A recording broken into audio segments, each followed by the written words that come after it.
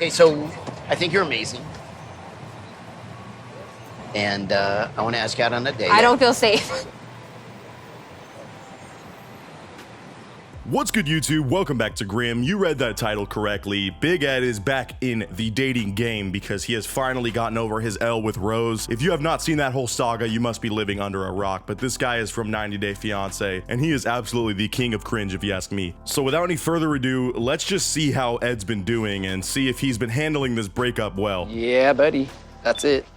Here, will you take my picture with my phone real quick? I am single. And I am currently updating my dating profile.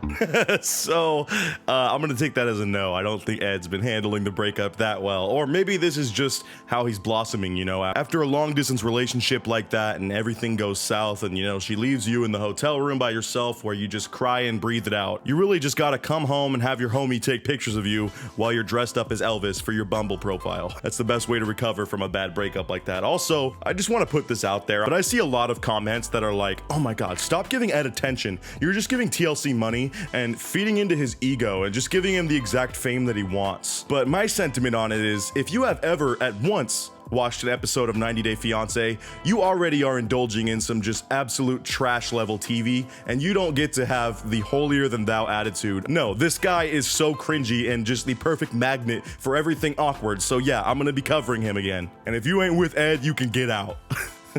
Just kidding, please stay. Hey, real quick, I noticed a large chunk of you guys are not subscribed to my videos, which is kind of whack. So if you're enjoying this one, make sure you subscribe and drop a like. It really helps out the channel. And without further ado, we'll get back into the video. Thank you so much. I need to lose a few pounds. I'm not gonna argue with anyone there, but personality and confidence is what people are attracted to.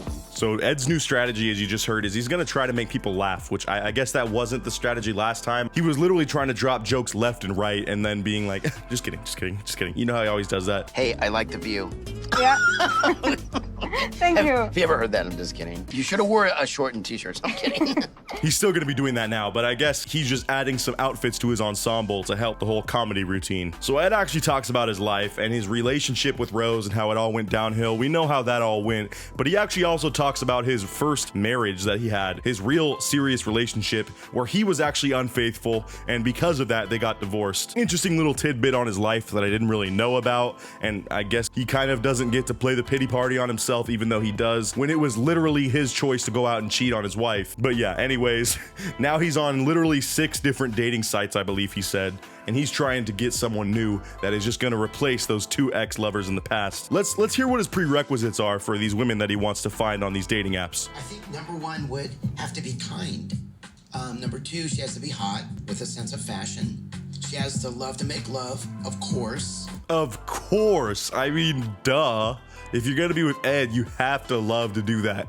He really talks like a middle schooler trying to write down his dream girlfriend. Like, dude, come on, you're 50-something. Why are we talking like this? I'm meeting Sapphire. She has the whitest teeth in the whole world. Hey, I like the view. Yeah. Thank you. Have you ever heard that? I'm just kidding. Thank you. Oh God, so we're already in the flirting phase with old Big Ed here. And you might think he's on a date, but actually the show absolutely debates you in this moment. I was sitting here thinking, bro, how is he going on a date with this woman right now? And like, they just kind of skipped over that, but you're about to see exactly what this woman is here for. So tell me, Yeah. why are we here? Sapphire is a dating coach. So yeah, it's actually just a dating coach, and she's there to kind of talk Ed through this whole dating landscape because he's out here trying to get 20-year-olds and not being able to find love for some reason. I don't know why that is. So he swears he's gonna start to look for older women, you know, 29 plus, which is just old enough for him, I guess, even though he's in his 50s, I believe. But this dating coach basically goes over the fact that he needs to really start to love himself and get his self-confidence up before he can, you know, go out and date people. And we get another emotional moment from Ed here as he says he doesn't think he's worthy, which, no, who am I to say? Of course everyone's worthy of love, but for some reason it's always kind of funny to see Ed tear up because he's just got such a like intense little well of tears always when he cries. He doesn't actually let them drop, they just kind of build up in his eyes. So the whole theme of this episode is Ed is basically wanting to ask out this waitress that works at this restaurant he always goes to. Big shock, she's 28 years old, which I guess is kind of in the higher range for Ed in his previous relationships, but still entirely too young. And he actually invites friends over for advice. There's even this really awkward part where they introduce themselves even though they're walking out with glasses from his house, so obviously they were already there and this is just a fake introduction for TV. But let's hear him go over this potential date prospect with his friends and see just how not into it they are, because you know what, they're good friends and they actually want to give good advice. You need a haircut. No. Yes, you need a Claudia. haircut. You need a haircut. Don't you know who Keanu Reeves is? Yes, but no. And you're not. I love that the first thing they talk about is the fact that he needs a haircut. Look, I'm part of the long hair gang myself, and part of it's laziness, part of it is just enjoying having long hair. If I start to compare myself to Keanu Reeves and think that I'm Keanu Reeves, when I'm really more closely built to Ed, at that point I'm just delusional and my girlfriend will hopefully force me to cut my hair. But I'm not quite to that point of, you know, delusions of grandeur yet, quite like Ed. But I'm glad the friend starts this off and is like, dude, you gotta cut the hair if you want to have any success with women. How old is she? She's, I think she's 29.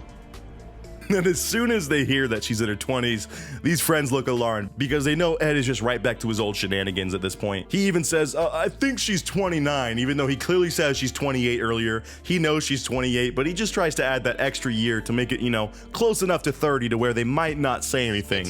I think she's too young. I mean, you're 55, right? On all these dating websites, the women that I'm meeting that are my age, I'm just not at all attracted to. And I just know all the women that are Ed's age are attracted to him, and it's honestly probably heartbreaking that he is not attracted to any of them. For all of you 40 to 50 year olds out there, I'm sorry, you're just never gonna make it with Big Ed, because that is the peak male physique and male personality, honestly. And if you can't have Ed, you might as well not have anything. But yeah, basically, Ed invites them over for a show on TV. Like he says, I really care about my friends and I care about their input. But after they give him the advice of cut your hair, don't date 20-year-olds, he's like, I think I'm gonna keep my hair long and I think I'm gonna ask out this 28-year-old waitress from the restaurant I like. Like, obviously you didn't even want them to come over and give you actual criticism. You just wanted them to support your beliefs right there and encourage you like, oh yeah, keep the hair, it looks awesome. And I think you should go younger, bro, maybe 22, 23. Like, no, that's not how it works. They're good friends here. They're trying to give you sane advice, and instead you're just running the opposite way for no reason, even though you should have learned from last time it doesn't work out with 20-year-olds and you. So then old Ed here pulls up on his cute little Vespa, which he gets offended at it being called cute, but honestly, that's the only word you can call it on moped like that. No one's gonna be like, bro, that Vespa goes hard. Yeah, you look like a G right now. No, it's a cute Vespa, Ed, and I like the matching helmet as well. But he's meeting his friend Lily, and they're gonna be coming to this restaurant basically to talk to this waitress, and he's hoping to ask her out. He needs advice from his friend Lily, and maybe it's a psychological trick where he says, hey, if I show up with another woman, maybe she'll be jealous and will accept my date and hope that she can steal me away from this other lady. I don't know, but honestly, Lily is a true friend. You're gonna see that in a little second here. She actually has some good advice for Ed. Even though he's trying to ask out this 28-year-old, which is already a bad idea, she's still supporting him at least and trying to make him do it in the best way possible. Words of affirmation. Exactly. I love it. Okay. Hey, Liz, I think you're amazing. And I want to take you out on a date. Because I want to get to know you better. Because I want to get to know you better. Honestly, though, that was kind of smooth. I gotta give that to Ed. That was a good delivery. Maybe he was thinking, you know what? I'm actually gonna handle this. I'm gonna do really well with this. Wait till you see the actual asking out portion. The words don't quite flow out of his mouth as well as this first training run. But at least this is some good sound advice, like I was saying, from his friend Lily. You know that, right? Yes. Say with me, yes. Nice, yes. Yes, I'm amazing. I'm amazing. And I deserve love. I deserve love.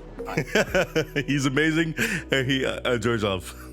But no, for real, like I was saying, Lily actually gives him some much needed confidence in this time of stress for Ed, because he's been coming to this restaurant for months, he said, and has kind of developed a crush on this lady. I'm sure he spent an astronomical amount of money at this restaurant just to try to talk to her. So at this point, dude, unless you want to keep wasting money, you gotta just ask her out and rip the band-aid off. So thankfully, the time is about to come and the cringiest portion of this video is about to start. Let's get it going. I actually called you over to complain. I'm just kidding, no. Oh, We had to wind the bread, they're bringing our lunch. Okay, so, can you sit on? I don't know if I'm allowed to say. Okay, No. stand. Okay, anyways. No. Dude, Ed, don't make this such a big deal. Oh my God, he's cracking jokes at first, which is good, but then he's like, can you sit? You should sit. No, okay, stand. Yeah, stand. I'm gonna kneel. No, wait, I don't kneel yet. I'm gonna sit, you stand. Like, dude, just get it out. You're making this so much more awkward than it needs to be. And I want to ask you out on a date.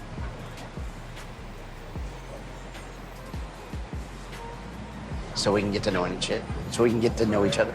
The awkward pauses.